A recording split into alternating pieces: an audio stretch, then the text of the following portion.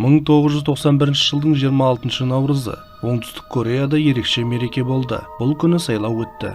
Оған барлық ересектер барды. Тегу қаласының 5 баласы бос уақытын өткізіп, әдеттегідей орманға ойнауға кетіп, жол бойында жеңсік тамақ саналатын бақаларды жинайды. Бірақ сол күні олар үйлеріне қайтып оралмады. Полицейлер балалардың ата-аналарынан неліктен орманға барғанын сұрағанда, олар былай деп жауап берді. Олар бос уақытында жиі ойнайтын, күзде каштан тереді, көктемде бақа ұстайды деген. Бұл әңгімеде алғаш рет бақалар туралы айтылады. Артынша журналистер ата-аналарының бұл сөздерін бақ беттерінде бақа балалары деген атаумен жариялап жібереді. Бұл шын мәнінде олай емес еді. Жоғалған ұлдардың ісі бастапқыда Сонсо бастауыш мектеп оқушыларының жоғалуы туралы іс деп аталды. 5 дос мектептен алыс емес таудағы 5 саусағындай білетін орманға барады. Балалар кешкі сағат 6-ға дейін үйлеріне қайтуы тиіс еді, бірақ олар оралмады. Полиция олардың бастарына жаңа бақытсыздық түскеніне сенуден бас тартып, бұл іс қылмыскерлердің ісі емес екені анық деп күлді. Олар балалар үйден қашып, саяхатқа кетті деп сенді. Бұл жаңадан кісі өлтіру деген ой алғашында тіпті пайда болған жоқ. Олар үшін төлем талап ету бекер. Барлық ұлдар кедей отбасынан шыққан және бірден 5 баланы ұрлап кететін қылмыскер туралы ойлау мүлдем мүмкін емес. Олардың адасып кеткен нұсқасына да сену қиын болды. Варёнг тауына жақын маңдағы үйлердің шамдары анық көрінеді. Ол жерде адасу өте қиын еді. Алғашқы 2 отбасы полицияға сағат 7-де хабарласқан. Полиция бірден іздей бастады, бірақ бастапқыда бұл іздеулер өте аз болды. Бар болғаны 15 адам жіберілді. Оның 5-еуі ғана полиция қызметкері болатын. Бірақ іздестіру нәтиже бермеді. Балалар орманда да, қалада да табылмады. Мұның бәрі біртүрлі болды. Полиция сол күннің бүкіл хронологиясын және қала арқылы ұлдардың жүріп өткен жолын қалпына келтіреді. Тегу қаласының барлық тұрғындары балаларды соңғы рет қай жерде және қашан көргенін есіне алды. Басында олардың мектеп ауласында ойнағаны анықталады. Оларды көптеген балалар сонда көрген. Одан кейін олар көше кезіп, таяқтармен бос қаңылтыр банкаларды теуіп ойнап қуған. Сондай-ақ соңғы көрген куәгер де табылды. Бұл Варёнг тауының етегінде тұратын кемпір еді. Оның айтуынша сағат 2 шамасында 5 оқушы Варёнг тауының орман жолымен жүріп өткен. Іздестіру жұмыстарын өз бетімен көтере алмаған Тегу полициясы оқиға туралы түнде ел астанасы Сеул билігіне хабарлайды. Полиция, әскерилер және жергілікті тұрғындар балаларды іздеуге кіріседі. Кореяда осы оқиғаға дейін одан да кейін де адамдарды мұндай жаппай іздеу болған емес. Олар түнгі 3-ке дейін іздейді. Содан кейін іздеу жұмыстары үзіліп, күн шыққанда қайта жалғасты. Варёнг тауы өте тегіс және жаралар мен ойпаттар да көп. Тергеуді ел президенті жеке бақылауға алады.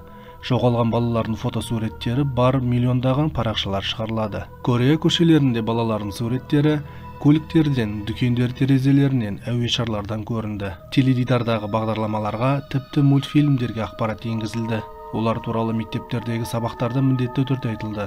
Кәмпит орамдары мен торт қорапшаларына суреттері басылды. Ел ішінде із-түзсіз жоғалған балаларды білмейтін бірде-бір адам болмаған шығар. Балаларды табу науқаны нәтижесінде қайырымдылық қабылдайтын қор ұйымдастырылды. Сол кездегі өте қомақты сома 42 миллион вон, шамамен $35,000 жиналды. Бұл ақшалар балалардың қайда екендігі туралы пайдалы ақпараты бар кез келген адамға сыйлық ретінде қарастырылған. Алайда бұл да пайдасын бермеді. Ата-аналар камера алдында жылап, ел президентіне хат жазды. Жоғалған балалардың фотосуреттерімен көше кезді. Бірақ полиция бірде-бір күдікті, бірде-бір дәлел таппады. Полицейлер ата-аналардың балаларға деген қатыгездік немесе арамдық қарым-қатынасының айғақтарын қанша іздегенімен оған дәлел болмады. 2002 жылдың қыркүйегінде Тегу қаласының қарт тұрғыны каштан жинау үшін Варёнг тауының орманына барады. Орманға тереңдеп бара жатып, ол бір түрлі ағарған сайды көрді. Жақындап қараса, кішкентай адам сүйектері мен киім сындықтарын көргенін түсінеді. Осылайша жоғалған 5 баланың мәйіті табылады. Оқиға орнына келген полиция зерттеудің алғашқы минуттарында күмәнданбады. Өйткені бұл шынымен де жоғалған 5 баланың қалдықтары еді. Мектептен 2 шақырымдай қашықтықта орманнан ұлдардың қалдықтарын табу фактісінің өзі нағыз наразылық толқынын тудырды. Полицияның салғырттығына таңғалып, ел жарылды. Тергеушілердің өздері абдырап қалды. Бірақ мәйіттердің осында қайта жерленгені туралы түсініктеме табылар деп үміттенді. Ұзақ және ауыр қазбалар басталады.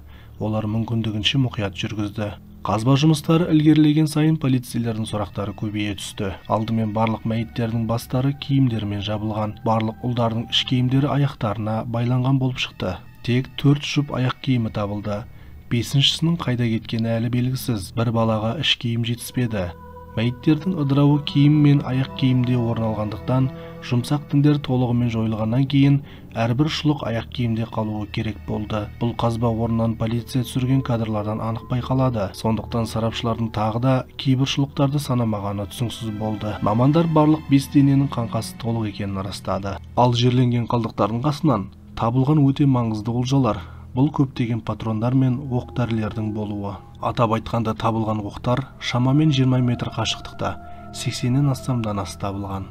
Сарапшылардың ең үлкен сұрағы зақымданған 3 бас сүйектегі оғаш белгілерге байланысты болды. Сарапшылар сақтық танытып, зертханалық тексеру қажеттігін алға тартып, балалардың өлімінің уақыты мен себептері туралы алғашқы қорытындыларын да бермеді. Оларды түсінуге болады. Істің жанжалды тұсы болды. Олар билік пен баспасөздің назарында жұмыс істеуге мәжбүр болды. Өз кезегінде полицейлер қалдықтардың табылғаны туралы үндемей отыра алмады, және сол күні олар теледидар арқылы ресми баспасөз мәслихатын өткізеді. Онда олар әзірге табылған фактыны ғана айтады, ешқандай нұсқаларды ұсынбайды. Алайда сарапшылар қайтыс болған балалардың басындағы оғаш белгілерге бастарын қатырып жатқанда, полиция баспасөзге ресми мәлімдеме жасауды ұйғарады. Сонымен бірге өте оғаш нұсқасын айтады. Яғни олардың тоңы бөлгенін айтады. Полицияның баққа берген нұсқасына сәйкес, балалар орманға кеткен, бірақ олар тым көп ойнап, уақытты жоғалтып алған. Наурыздың басында күн ерте батып қараңғы болады. Сондықтан қараңғылық оларды орманда ұстады. Салдарынан балалар адасып, баспанаға бара алмай қалған.